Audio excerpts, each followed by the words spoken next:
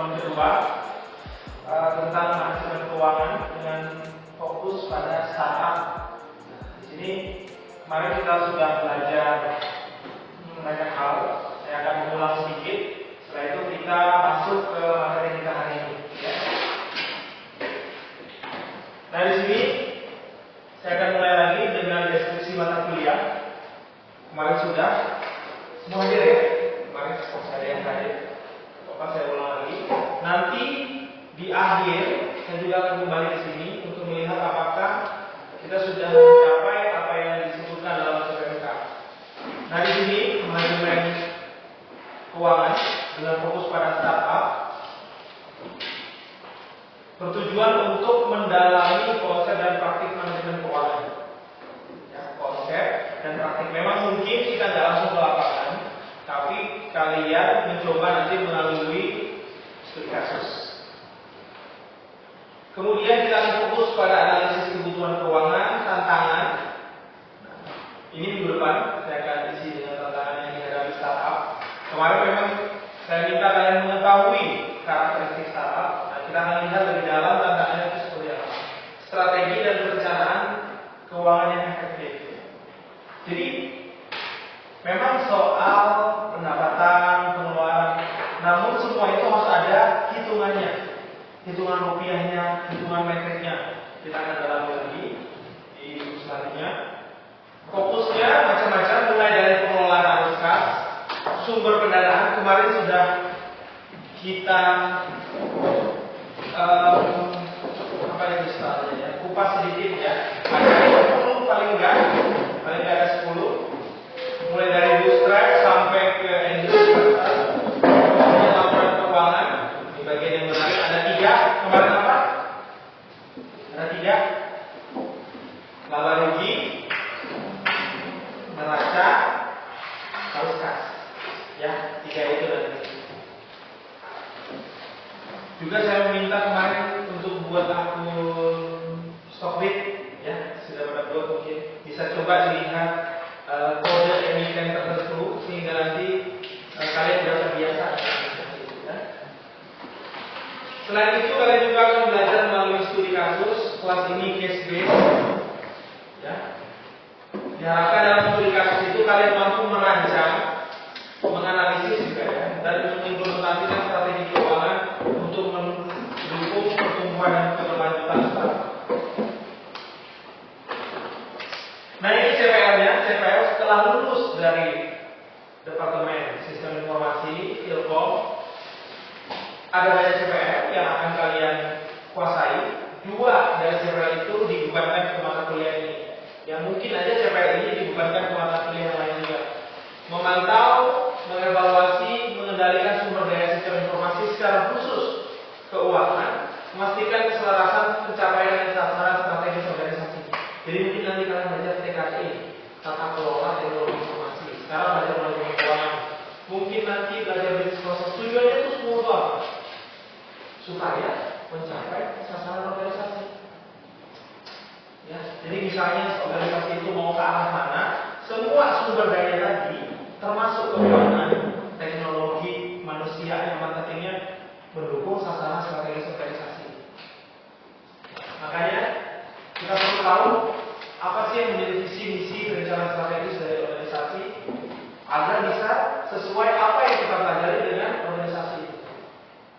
Kemudian di sini CP5 memiliki kemampuan mengembangkan dan mengelola bisnis dengan memanfaatkan teknologi informasi. Nah, nanti kalian pasti akan belajar mulai dari coding, ya, front-end, back-end, mau dijadikan dalam bentuk mungkin mobile app, website, web app, apapun itu. Fokusnya seharusnya mengelola bisnisnya juga, ya. Jadi bukan cuma codingnya, tapi mengelola bisnis dengan memanfaatkan teknologi informasi. Kadang-kadang kita terjebak karena kita di Ilkom. Saya seorang programmer, ya. Di sistem informasi fokusnya pertama bisnisnya itu seperti apa. Bisa aja kita nggak butuh semua itu, kita cukup butuh Excel. Bisa aja. Tapi Excel yang sudah atau spreadsheet yang sudah dilengkapi dengan aplikasi di dalamnya, add-in. Bisa aja. Jika memang itu cukup untuk strategi organisasi. Jadi mulainya dari sini.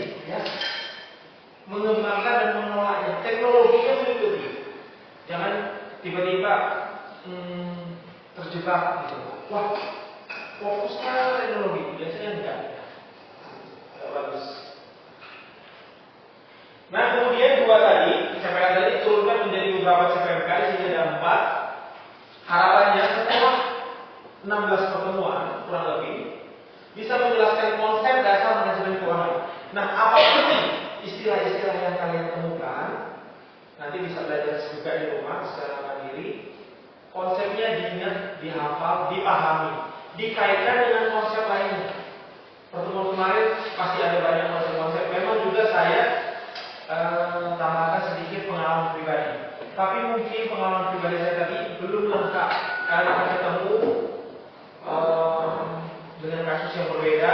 Tapi apa yang saya sharing di kelas itu bisa menjadi modal. Ya. Kemudian menganalisis kebutuhan dan tantangan. Setelah tahu konsepnya, kita lebih jauh ke kebutuhan dan tantangan keuangan startup. Kita bisa paham ini kalau kita paham karakteristik dari startup. Setelah kita tahu butuh apa, tantangannya seperti apa, strateginya, supaya kita bisa mendapatkan uang, mengelola dan menggunakannya secara efisien. Kemudian di sini masih rilisan ya dengan kebutuhan tadi, mengidentifikasi sumber pendanaan dan pengelolaannya dalam startup. Ingat kemarin saya bilang startup hancur bukan karena idenya, tapi karena nggak bisa mengelola keuangan dengan baik. Ya.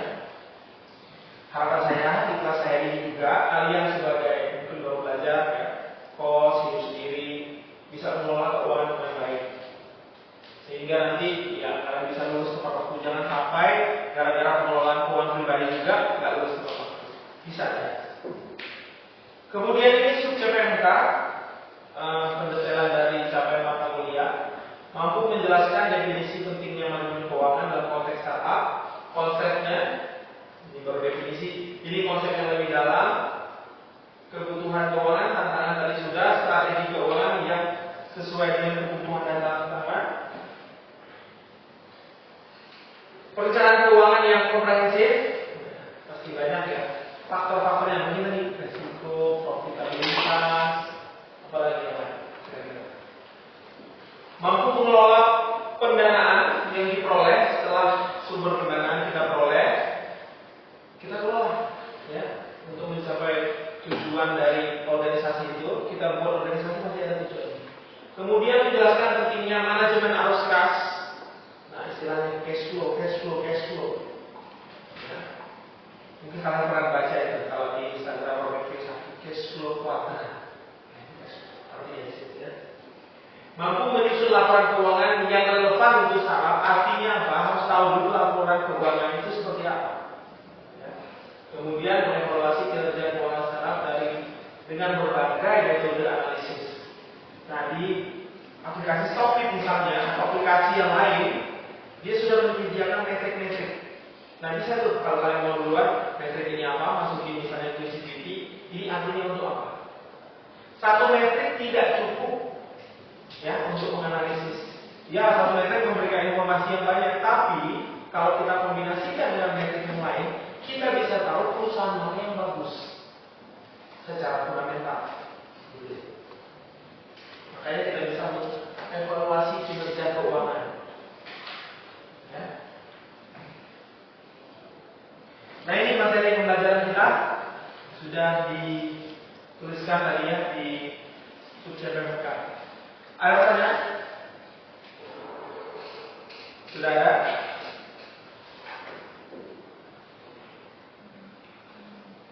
Nah, ini rekap pertemuan sebelumnya, ya. Manajemen keuangan. Ada yang mau coba? Kemarin, di sini definisinya ilmu yang mempelajari cara mengelola sumber daya keuangan untuk mencapai tujuan keuangan dan operasionalnya. Ya, mencakup perencanaan organisasi, pengendalian, pemantauan. Tujuannya memaksimalkan nilai perusahaan bagi pemegang saham. Fungsi manajemen keuangan ada setidaknya 4: perencanaan, pengendalian, pengambilan keputusan, manajemen risiko. Mungkin ada yang bisa membantu menjelaskan apa yang sudah dipelajari di minggu lalu. Apa yang ini?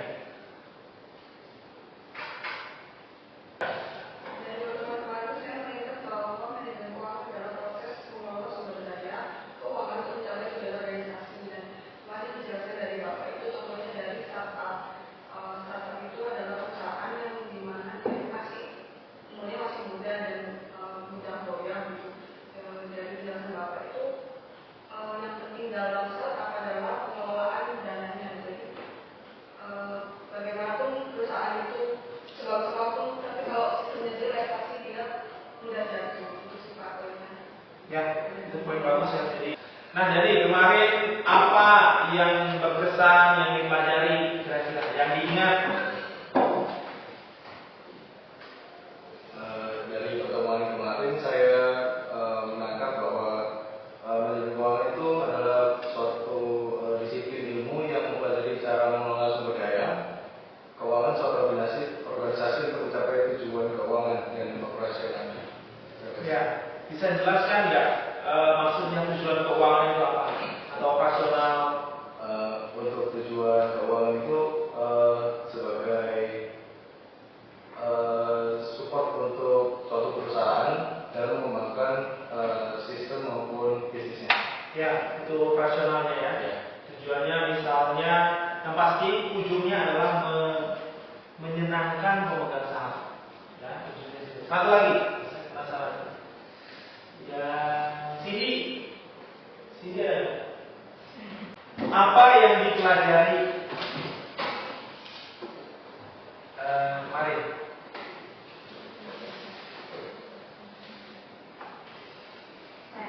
Belajar kemarin itu namanya itu kayak membahas berbagai tantangan keuangan yang dihadapi oleh startup perusahaan kayak pendanaan, pengelolaan investasi, kayak keuangan yang unik bagi perusahaannya.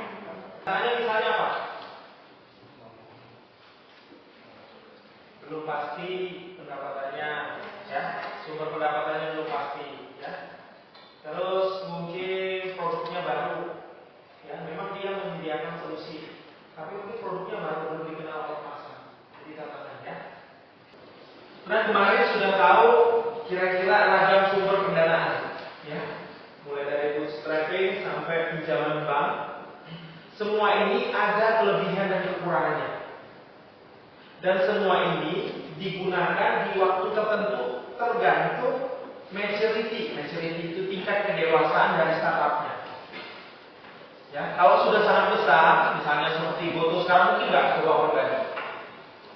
Enggak ya. Kecuali kalian memang beli sahamnya. Makanya mungkin dia sudah pakai menjual porsi sahamnya, ambil utang dari bank. Ya. Nah, pilihan-pilihan itu mempengaruhi biaya modal. Nanti ada istilah yang termasuk biaya modal. Artinya untuk mendapatkan modal kita harus keluar uang. Contohnya apa? Utang bank. Kalau kita utang bank kena bunga 7%, berarti kita setiap bulan kita bayar bunganya. Untuk dapat modal itu kita juga harus keluar uang, ya, atau mungkin keluar jaminan. Makanya saya selalu bilang tidak ada istilah dalam sini bisnis makan uang makan siang gratis. Ya. Nah, ini yang kami jadi online kita hari ini, ya, itu rekapnya aja, masih pengantar. Nilai waktu uang. Nah, ternyata istilah time is money itu dari mana? Dari sini, ya. Time is money. Kalau orang yang senang tentang hidup, bukan time is money, time is life. Tergantung ya, sejauh mana kalian memandang. Tapi kali ini kita fokus ke manajemen keuangan. Hubungan antara risiko dan kembalian dalam konteks keputusan keuangan startup. Jadi semua berurusan dengan uang ya ada risikonya. Pentingnya liquid itu cair. Ya, makanya kalau orang bilang dapat uang cair, istilahnya. Karena likuiditas dan bagaimana mengelolanya dalam startup.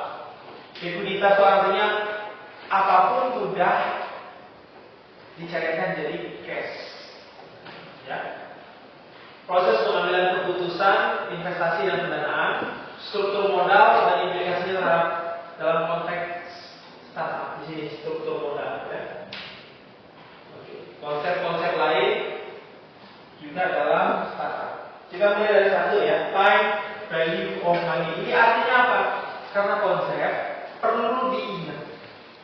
Selain diingat, dipahami. Setelah dipahami, dikaitkan dengan konsep lain. Ya, sehingga makin tahu istilahnya. Nilai uang saat ini, detik ini, lebih berharga dengan nilai yang sama di masa depan. Nilai uang 100 rupiah, 100 ribu hari ini lebih berharga daripada 100.000 1 tahun lagi. Gitu. Ya, artinya apa? Kalau menerima duit cepat, kalau ngeluarin duit lambat. Istilahnya gitu. Karena nilai saat ini lebih berharga daripada dengan harga yang sama di masa depan. Nanti kita lihat ceritanya gimana ya. Karena apa? Uang yang kita peroleh saat ini bisa kita investasikan.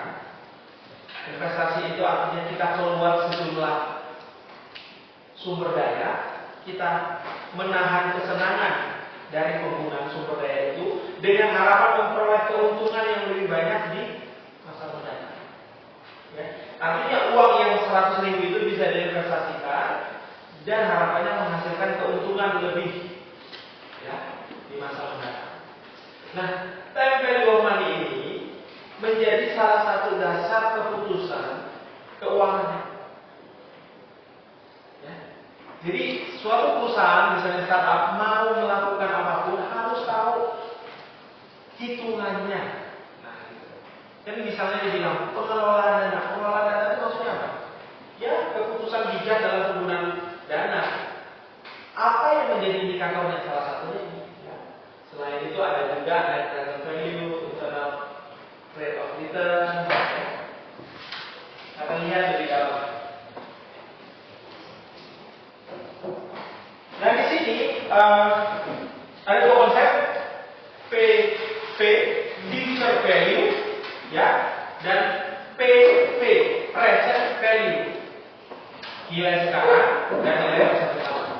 Future value menjawab jika saya punya uang hari ini akan jadi berapa dengan tingkat uang saya di masa depan dengan tingkat bunga tertentu.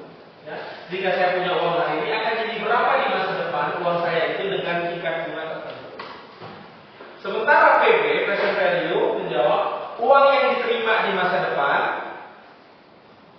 uangnya di masa depan, setara dengan berapa nilainya sekarang.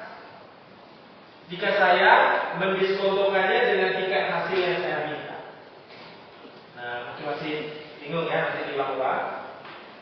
Ini rumusnya, ya.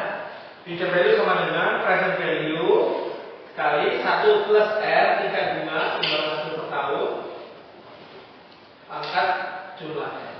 Ya. Present value sama dengan ya kebalikan dari rumus itu ya. Future value dibagi 1 plus R pangkat R. Nah, kita lihat seperti apa rumusnya. Nah, misalnya seperti ini. Budi menabung uang 10 juta di deposito berjangka 5 tahun dengan bunga majemuk 8% per tahun. Dibayarkan sekali dalam setahun. Berapa saldo di akhir tahun kelima? Dengan rumus tadi nilainya sekitar 14.693.000. Artinya uang sekarang 10 juta tadi kita masukkan ke deposito dengan tingkat bunga tertentu, 5 tahun lagi kita biarin nambah. Ya kan? Dengan tingkat pengembalian seperti yang tertera. Daripada kalau kita ditawarkan, ini ada uang 10 juta. Mau sekarang atau 1 tahun lagi? Sekarang. Kalau di sini ini ada uang 10 juta. Mau sekarang atau 5 tahun lagi? Sekarang.